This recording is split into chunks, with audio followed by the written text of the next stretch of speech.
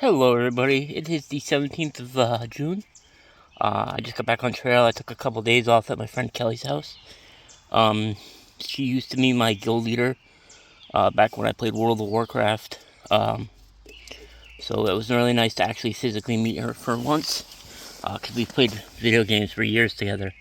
Anyway, back on trail. Unfortunately, it's in the 90s. Hiking in this heat wave that we're having is rough. So I was originally going to hike out and do some night hiking. I think that's still the plan, but I'm going to modify the plan a little. I'm going to go to sleep now. I'm going to wake up, set my alarm to go off at like 2:30 or 3, get up, pack up, hike up the hill.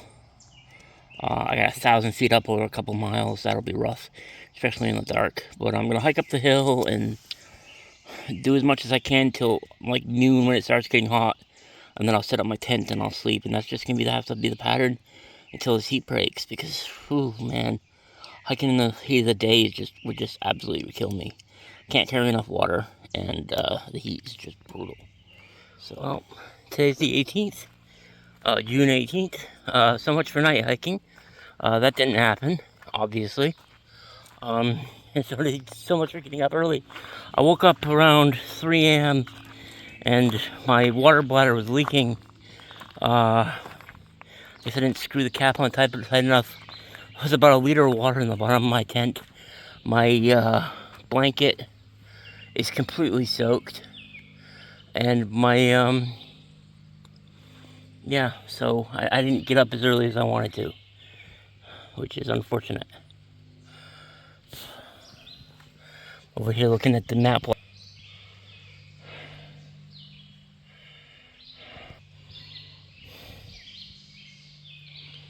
You are here. It is June 18th, 9:13 in the morning, and I'm just getting started to hike. It's not ideal. I loosely planned to night hike until I had a water leak in my tent last night, and I don't know if my bladder leaked. That's possible, or somebody snuck up and dumped a liter of water in my tent as a joke. That's also possible, but seems more likely that my water bladder leaked. But anyway, finally getting going. I'm gonna make as many miles as I can before it gets too hot today. I'm currently hiking in my Crocs. I'll switch to my boots if the trail gets rough enough, and I'm sure it will because this is Pennsylvania, or as it's more commonly known, Roxylvania. Anywho's, I'm trying to make some miles today. I'm about 120 miles from New Jersey, so yeah, I don't know when I'll get there. Probably sometime in July. Hello. It is about 11:30. I've come 2.5 miles uphill, gone up over 1,000 feet. Trail's been pretty easy today so far. Mostly just feels like hiking on an old roadbed. There's rocks on both sides of the trail, but the trail, like I said, appears to be an old roadbed. I mean, I know it's overgrown looking, but it's steep on this side, and it's steep up on this side, but this is flat, which again makes it feel like it's an old roadbed. Also, both sides of the trail are very rocky. More rock, but the trail itself is smooth and it's graded. It's got to be an old forest road, maybe from colonial times or something. And I know it doesn't look like it because of how heavily overgrown it is, but it's wide enough. It's exactly wide enough for a cart path, like 7 feet wide maybe. So yeah, I'm convinced it's an old roadbed that I'm walking on today. There are rocks a little bit. Monument. They're small. Out here in the woods, I figured I'd show it to you. It appears to be end of Horseshoe Trail, 121 miles from its origin at Valley Forge. This marker erected in 1974 in memory of Cyrus C. Sturgis Jr., 1914 to 1971. Linguist, translator, editor, trail companion par excellence. Huh. It's a pretty little area. The yellow Bayside Trail is the end of the Horseshoe Trail, so this is the Horseshoe Trail. I'm not going to Valley Forge, so I won't be going that way. Appalachian Trail, 8.3 miles to RAASCAP Shelter. I might make that, if I'm really lucky, I might night hike in there. There's a mile till I get to a stream that I'm going to stop and take a break at. Not a mile, but like 0.7 to the stream, I guess. Without checking far out, it's a little hard to know. The trail so far today has been pretty smooth. Like I said, I'm still on this old road. It's old. Well, this part doesn't necessarily appear to be an old road bed, but the rest of the trail today has been. Ooh, something big flying overhead. Can't see what though. Hey everybody. It's still the 18th. It's 7:15 in the evening. I hiked until about 1:30 or so, and got to a water source 4 miles into my day, and decided that I was done with it. The heat was brutal. I'd already drunk 3 liters of water. I sat there, took a nap, read my book for a little while, took another nap. Didn't set up my tent or anything because I was definitely planning on hiking again, and I am in fact hiking again. You can see my headlamp. I'm clearly attempting to try to do a night hike. I have 9 extra batteries, so I should have enough battery life for a couple night hikes over the course of this week. The weather is just so hot. Even up on the top of the mountains, the weather is so hot that I risk dehydration if I try to hike through the center portion of the day. Heck, I risk dehydration. I'm sitting next to a spring. But anyway, hiking again. Let's see how far I can go. It's 7 miles to the shelter. I would like to go to the shelter, but I somehow don't think I'm going to do 7 miles tonight. So there's a campsite in 3.2 or something. I'll be happy if I can make it that far. I don't really have any place before then that I can stop, so I'll definitely make it that far. We'll see how I feel when I get there, if I want to push on or not. I already had dinner, so when I get there, all I have to do is go to sleep. 8:30. I'm still 5.5 miles away from the shelter, so I only come, 2 miles? Something like that. 2.1, I think. So, not great. Well, not bad. I mean, an hour.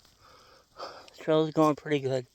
It is getting darker, so that's going to make seeing the trail a little harder. Probably got another half hour or so before I have to turn on my headlamp. Oh well. We'll see how far I make it. But this guy first thing early in the morning. Hello. It is June 19th. I am up and moving at 6:36 in the morning. I have about a quarter of a liter of water, like basically 2 mouthfuls of water. There's supposedly 4 days ago, somebody said the stream 9/10 of a mile from where I camped last night is running. So hopefully it's still running when I get there, and I can scoop up some water and filter it. If not, then I've got to go 4 miles, 4.5 miles to the shelter with basically no water, which really sucks. But it's 6:30, the sun's just poking up, and I am moving, so hopefully I won't get too dehydrated if the water source in the mile is no-go. I'll have to drink the water that I have. Cold water. I'm able to filter some water, so I'm filtering up 3 liters. I already chugged a liter. I'll probably chug another liter before I start hiking again. It's 5 miles downhill to the shelter. I really want to go to the shelter, but I don't know if I will. It depends on what time I get there. If I go another mile or two, there's a river that I could probably get down in. Hiking again. I filtered 5.5 liters, and I'm carrying 2. That means I drank 3.5 liters of water. Approximately. So I'm pretty hydrated right now. It's about 4.5 miles to the shelter. If I go to the shelter, I want to just to visit it. I stayed there in 2012. Last time I hiked this area. But it's 3/10 off trail, which is 0.6.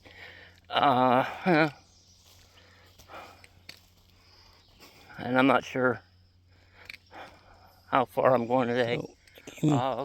Decided to come down to the RAASCAP Shelter because I needed to use the privy.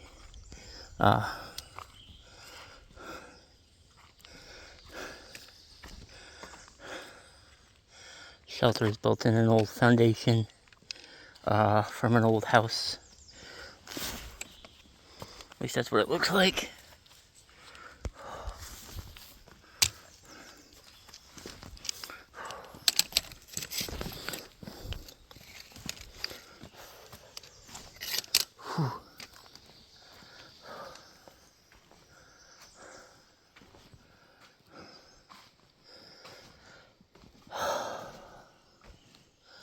Whew.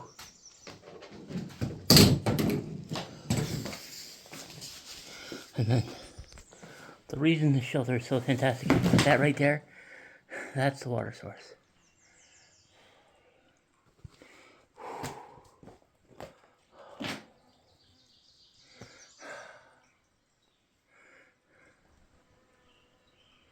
Right there, that's the water. Alright, I'm gonna get some water and maybe probably make some breakfast. It is June 20th. I am still at RAASCAP Shelter. I did plan to hike out here last night. Obviously, that didn't happen. I couldn't bring myself to leave a beautiful shelter with a fantastic water source to camp in the woods, so I slipped eight here. Gonna get up and hike. There's 5.9 miles to a road with a river, and so I don't know how much farther past that I'll go. I do need to think about resupplying. I've got plenty of ramen, but I don't have anything else. Ramen and peanut butter is all I have right now, so I have to think about trying to find a hitch into town for a quick little resupply and then hike out again. It's the 20th of June. I am just leaving RAASCAP Shelter after a quick stop at the Privy. It's 7:30. I don't know how many miles I'm going to do today, but my Midway Point at least has me looking at jumping in a lake, or not a lake, a river. So hopefully that happens. It's going to be 90 plus again today, so I'm doing the best I can in this heat. I'm worried. Like I said, I drank something like 12 liters of water yesterday. I've only got 2 on me today. I already drank a liter. That was weird. Bird or something making noise behind me. There's be a bunch of water during the day. Theoretically, I go past a stream. I gotta step across a little stream here. So hopefully I have enough water for today. The village of RAASCAP stood here from 1828 to 1910. Peak population of 1,000 plus people. Industrials were coal mining and railroad equipment repair. The mines were not productive, and the railroad moved to its operation in 1872. Huh. Interesting.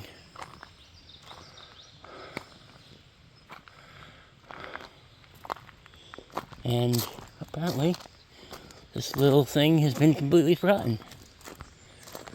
There's another little sign over here, hidden in the woods.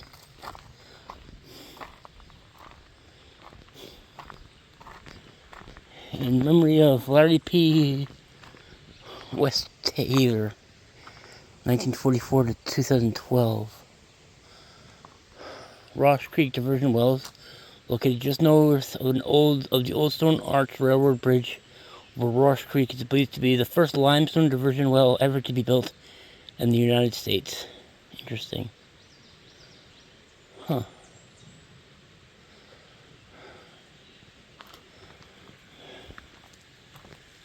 There's Dr. John A. Fritchery Jr. That's somebody different.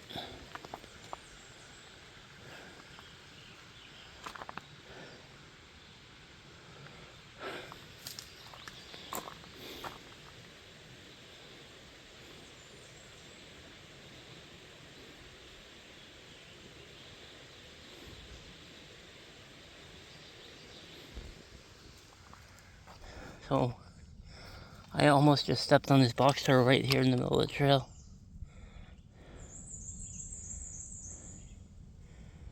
Isn't that cool?